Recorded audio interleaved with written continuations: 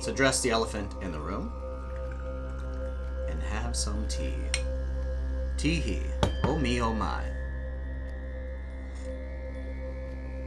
Ooh, nice and hot. Okay, first things first. What is happiness?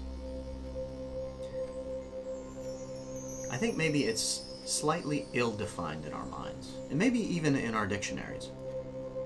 Alexa, define happiness. Happiness is usually defined as the quality or state of being happy. For more, ask me to give you more definitions for happiness. Okay, so therein lies the problem. We define happiness in terms of itself, right? Circular reasoning. Now, we all kind of have this intuition of what happiness is. It's like one of those things where you know it when you feel it, right? But I think that happiness is really just sort of an umbrella term, like a bucket term, that we throw all of these other sort of states, positive mental states, positive emotional or mental states, we throw it into this bucket labeled happiness. And when we say we're searching for happiness, all we're really saying is, I don't really know exactly what form it's going to take. I just want to reach one of those states, right? I want to be in a better place than I am right now. I want to feel better. That's what we mean by happy. Most of the time, right? It's kind of like the word cool. You know? That shirt is cool, bro. Well, what do you mean? How is it cool? Is it interesting? Intriguing? Dynamic? Curious? Is it ironic? Is it flashy? Is it exciting? Is it novel? I don't know. It's cool. I like it. It's cool. But oftentimes we think about happiness in another way that I think is less useful. Here's an example. I was at a dinner party a few weeks back, and I was talking about sort of this transition that I'm in right now from kind of a 9-to-5 stable job where people give me assignments, I do them, and then I go home and I earn a paycheck every 2 weeks. And it's a comfortable existence.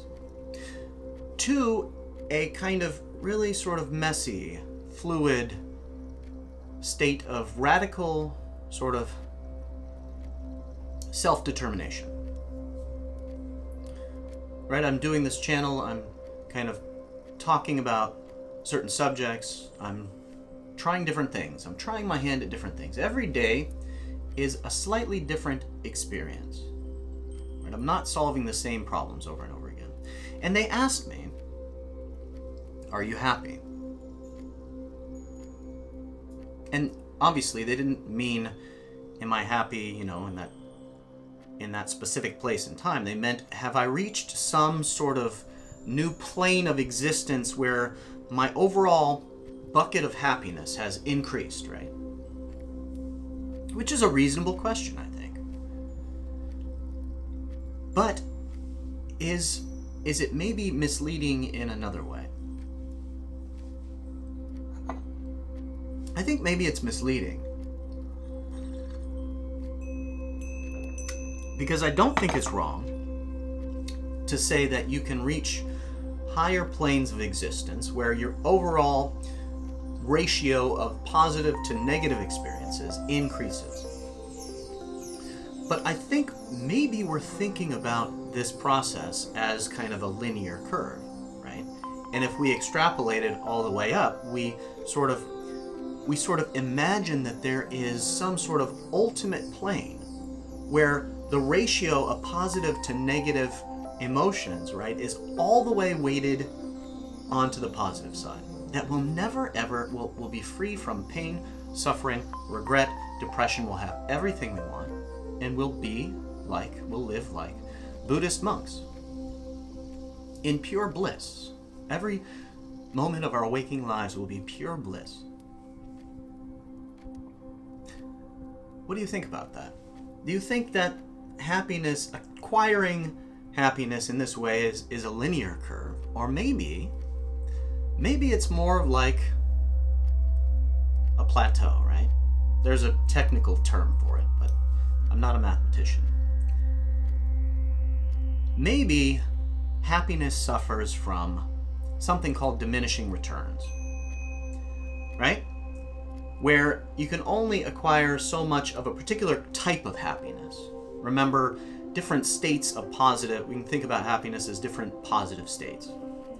If you think about any positive mental state, maybe there's diminishing returns for that type of happiness, right? Isn't everything relative, after all? You know, if you indulge in sort of hedonistic behaviors, if you're a glutton for food or sex or video games, right, doesn't that experience start to it starts to lose its luster. It becomes a bit humdrum, right?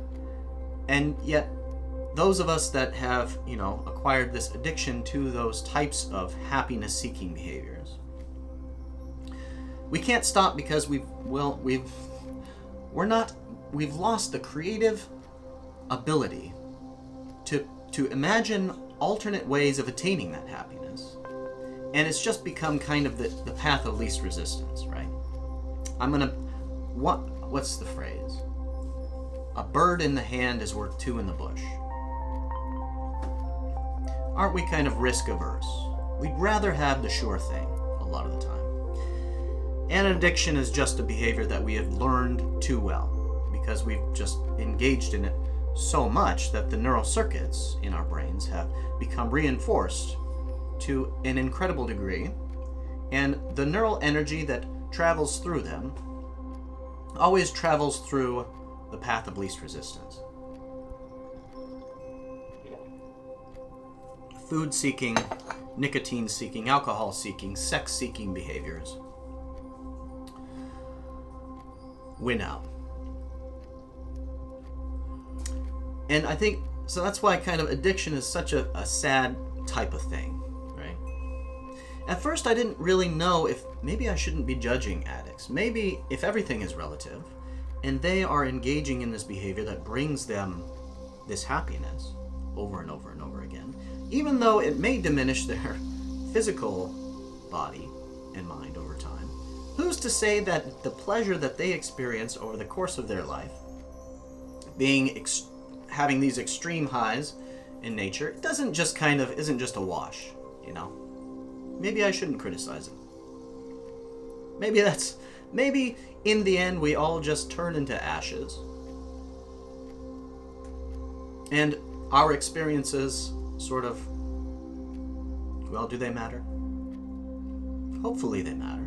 Hopefully they matter to the people that come after us, right? To our successors. But I'm starting to think, okay, well, it's probably true that we want a large variety of positive experiences, right? After all, spice is the variety of life. We all look for novelty. We all get bored of the same old thing. So what we should be seeking is a great, diverse, colorful bin of all different colored balls in our happiness bucket. Or at least that's my pursuit of happiness.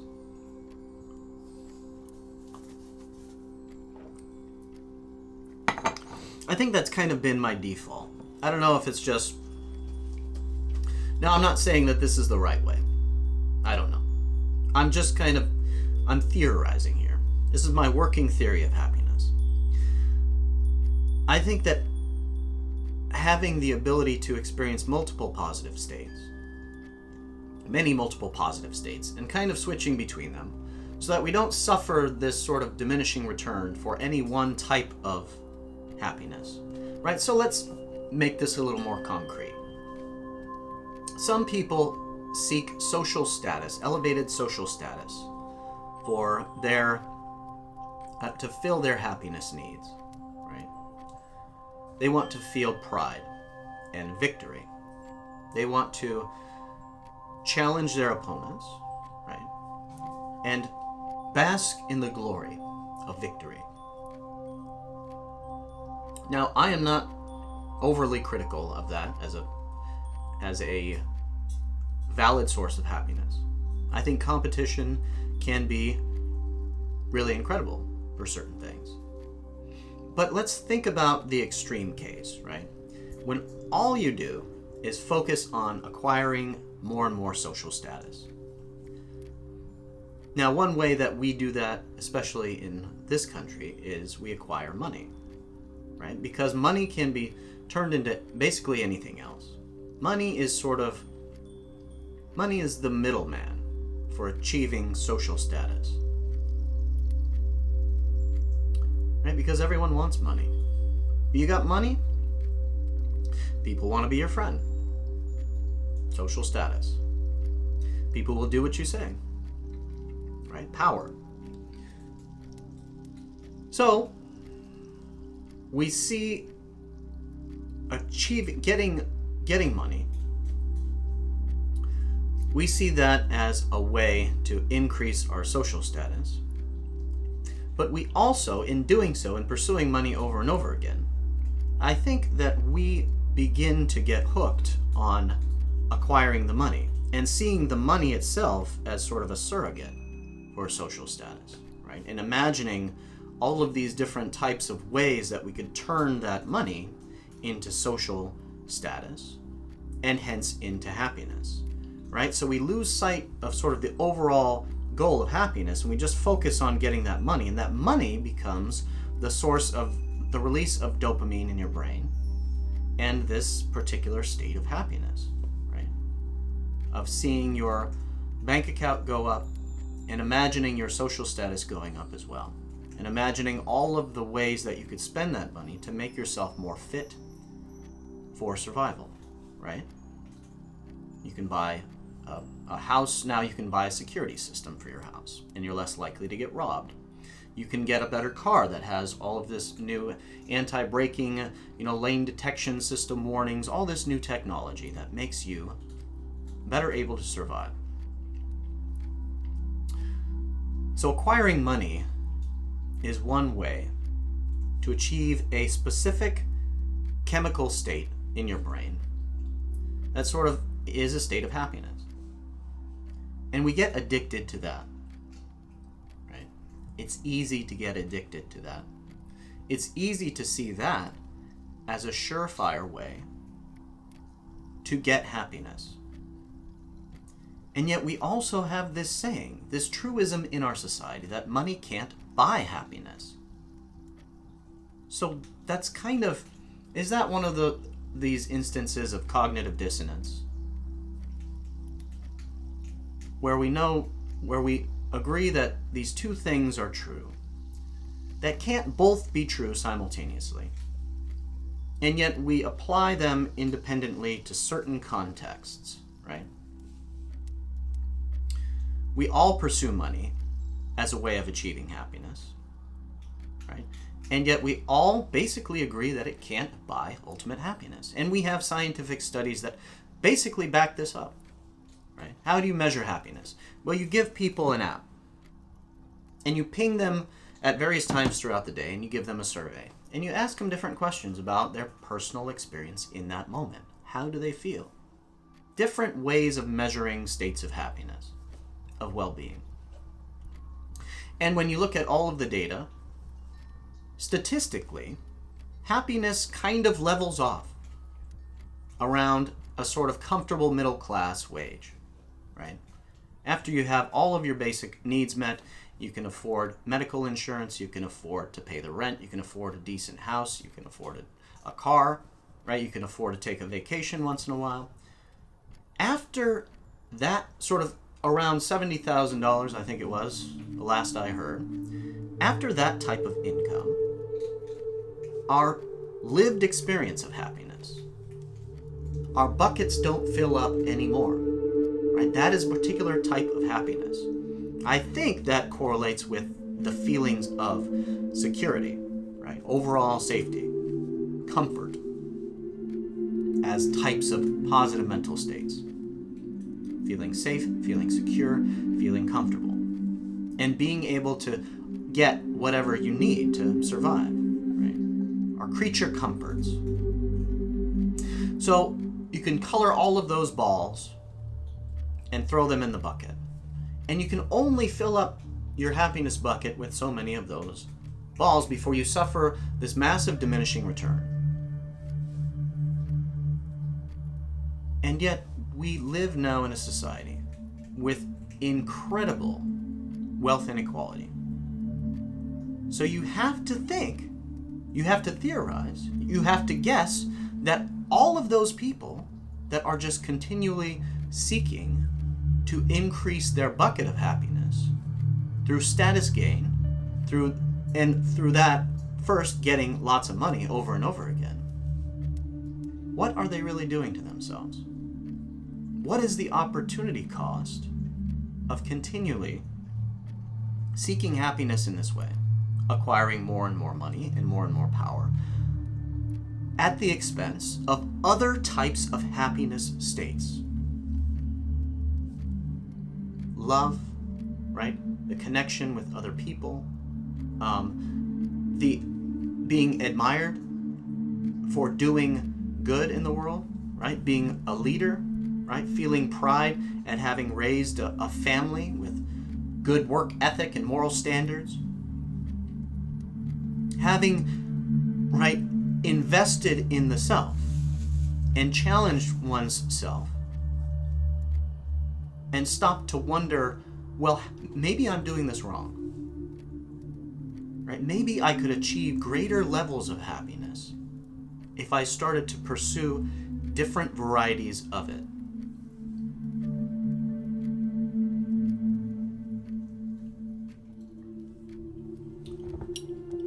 I don't know. What are your thoughts on that? Leave me some comments in the comments section, partner. I'm still figuring this out.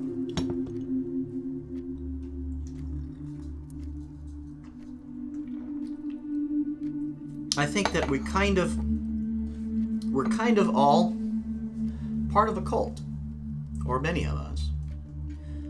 Many of us are part of a cult. Even the most intelligent people that I went to school with,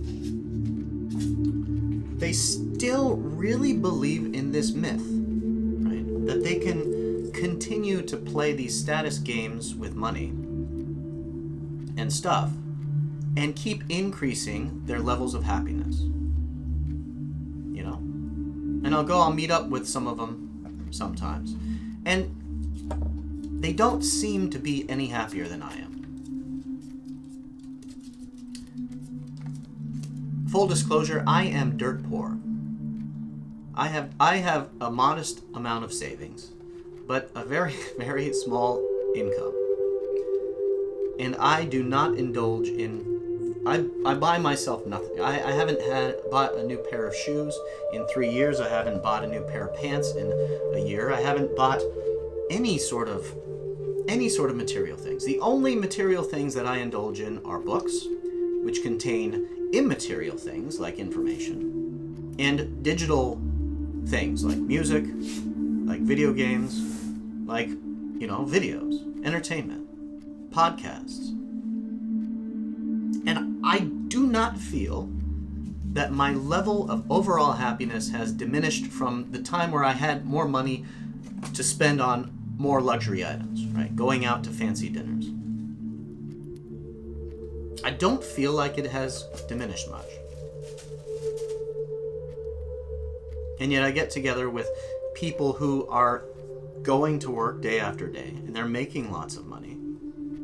And they have nicer houses and nicer cars, and all they talk about is getting more, right? Getting the next level watch, the next level Tesla, the next level iPhone. Getting a slightly bigger house.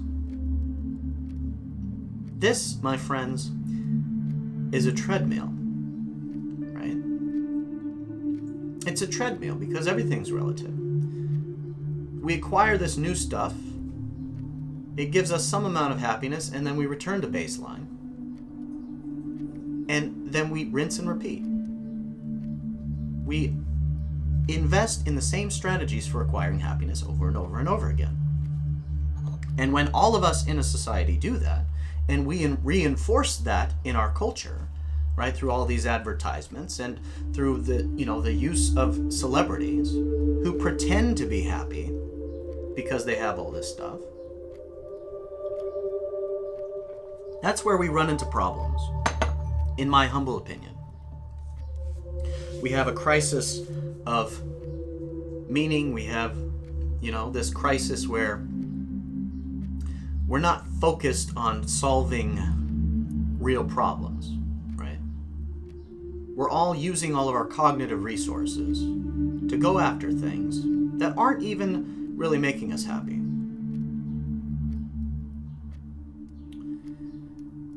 So if you think about it, another way to look at this is that all states of happiness are chemical states in the brain at some level, right? When you break it down. Happiness are chemical states. We know this, right? We go down to happy hour on Friday afternoon, and we induce these chemical states through synthetic means, through artificial means, to ferry us up to the top of Mount Happiness, where we spend a few hours, only to stumble around like fools, trip on a rock and tumble down the mountain, and wake up with fragmented memories and bruises all over our bodies, and tell ourselves, you know what, that was a bad trade. That was a bad idea. That was a white rabbit. I shouldn't have chased up to the top of that mountain. It's like the Tom Petty song. We're all trying to learn how to fly, but we don't have wings. And coming down is the hardest thing. We know happiness is a state of mind, a chemical cocktail in our minds, because we pursue all of these drugs that mimic all of these neurotransmitters in our brain, or they synthetically release all these neurotransmitters in our brain, like dopamine, serotonin, endorphins, right, oxytocin. MDMA makes us feel really connected and satisfied and in love with everyone, even perfect strangers, because it releases that particular chemical in our brains. It releases lots of serotonin. Dopamine is released by cannabis, by alcohol, cocaine, nicotine. We feel good when we use these substances because they act on our internal pleasure centers, our internal reward centers. Right? These centers get activated naturally. We get rewarded naturally by our biology when we engage in activities that increase our levels of fitness, right? That make us more adapted to our environment, increase our chances of survival, increase our chances of reproduction. And the thing with chemicals in the brain, if happiness is really just a chemical state in your brain, and states of happiness, all those different colored balls, correlate with different mixtures of types of chemicals that are released at a certain time. Those chemicals eventually wear off, right? They're released into your synaptic clefts. They change the way your brain operates momentarily, giving you that high. And then all of those chemicals peter out, right? Just like any other system in your biology, you have to maintain homeostasis. So those large releases are followed by a pattern of reuptake of those chemicals, reprocessing, repackaging. So they're not available for a while afterwards. This is that swing, right? This is the crash. When we're coming down off of a high, we crash. You smoke too much pot, right? You get lots of dopamine release. The next day, what happens? You feel totally demotivated. Just ask Afro Man, right? So, if happiness is a chemical state induced by certain activities or substances in the brain, and it always has to renormalize, rebalance, then that means that there's only, you can't be happy without feeling that opposite effect, right? And the happier you feel, the worse you feel because of it. It's a teeter-totter, right? You go up, you come back down. It is just that is just the relationship of chemicals in the brain, ups and downs, always. Now, that kind of implies that it doesn't matter how much success that we achieve, how much money that we get, whether or not we find the perfect partner, right? Whether or not we have a big family, whether or not we reach all of our goals, we will always be stuck in this tug of war, on this teeter-totter, going up and down for eternity. Happiness, as a permanent place that we can get to, is an illusion. It doesn't exist. Those people that we think are happy, that we see on television, traveling the world, right, living their dream, living their passion, those people are not permanently happy. They can't be, it's impossible. It's theoretically impossible for someone to be happy all of the time. Now, there's two ways that you can think about that. The first way is kind of depressing, right? Doesn't matter how much, how hard I work, I will always return to sort of states of, confusion, maybe regret, depression, loneliness. All of those states will reoccur over and over again. And there's nothing I can do about it. Nothing I can do about suffering. There's a second way that we can look at it.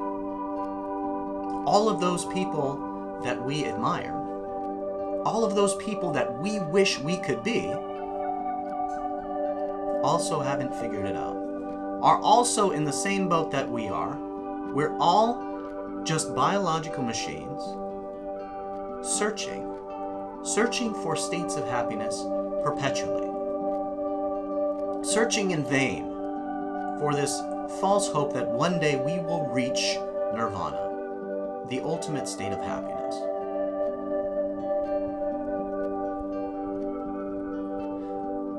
So maybe we should stop focusing on just trying to be happy and start focusing more on, right, how do we deal with, how do we become mentally resilient to these negative states of mind, right? Maybe if we could just become a little tougher and be willing to engage in these negative states. If we put ourselves into states where we're really challenged, right? Where we really have to work hard at something, and we get through all the discomfort of those states, we can reach those states of happiness that we want to. Right? We have to be willing to engage in challenging things. It's like climbing a mountain. Right? You have to put in all of the work up front to get up to the top of the mountain, to truly appreciate it. You can't take shortcuts. And if you do, you crash. I mean, think about climbing a physical mountain. It takes a lot of discomfort, a long period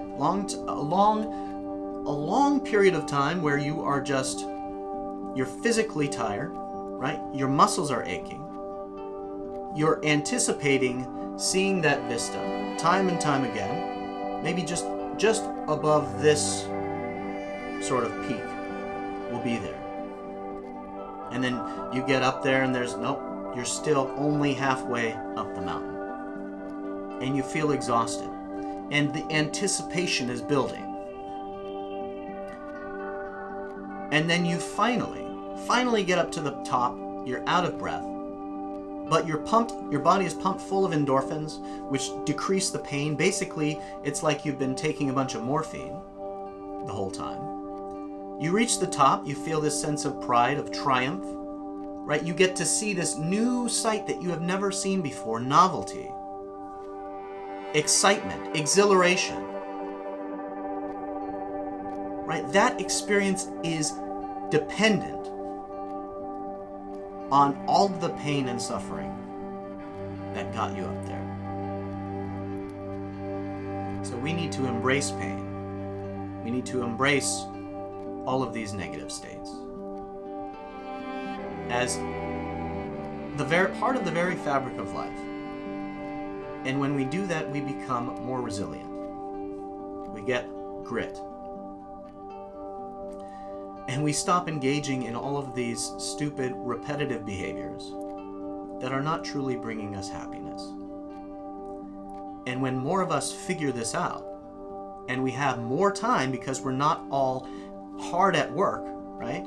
At the grindstone, day in and day out, hustling even after we get out of work to try to, confuse somebody else or trick somebody else into thinking that they can be happy by, selling them some stupid trinket that they don't actually need. That's going to suffer from diminishing returns.